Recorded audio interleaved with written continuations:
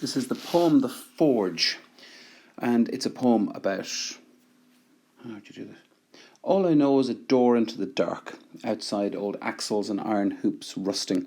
Inside, the hammered anvil's short-pitched ring. The unpredictable fantail of sparks or hiss when a new shoe toughens in water.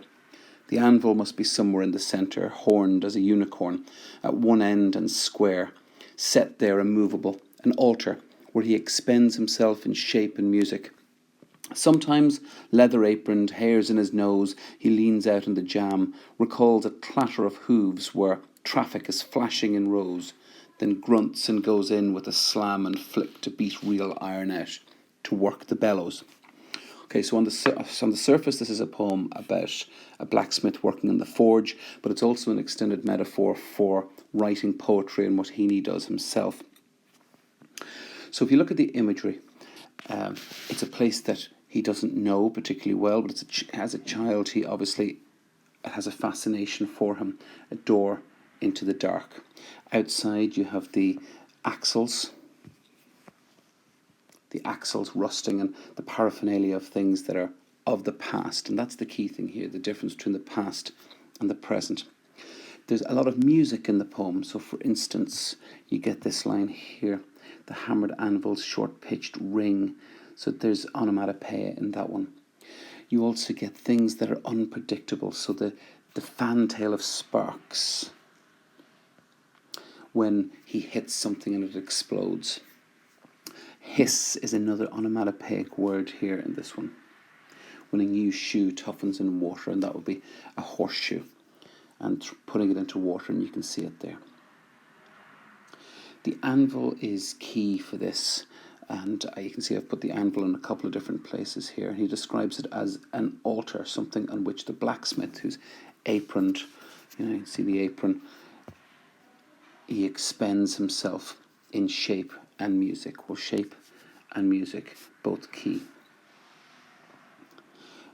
Because the anvil has a particular shape, very unusual shape. Well, poets are in the business of making things that have a shape, and also in the business of things that have music. But altar, of course, is a thing that is worshipped, you worship at. It's something that you have to devote a lot of time to, and a poet has to spend a long time at the craft. So poetry, blacksmithery, if that's a word, have the same amount of effort and determination. It's not a case that you go in and lash out a poem. You have to go in and really work at it to form something, to make something new out of, and it's hard work, and that's what he's saying there.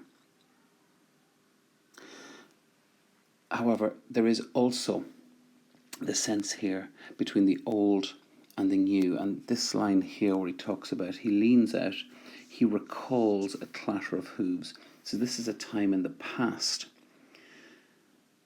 where traffic is now flashing in rows, and there's a sense that he is maybe a thing of the past and he's losing what he used to have.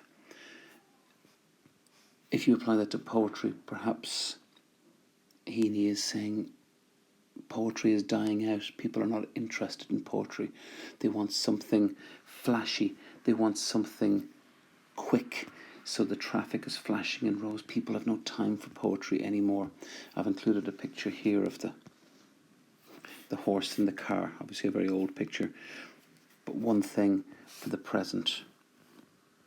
The past, and one thing for the present.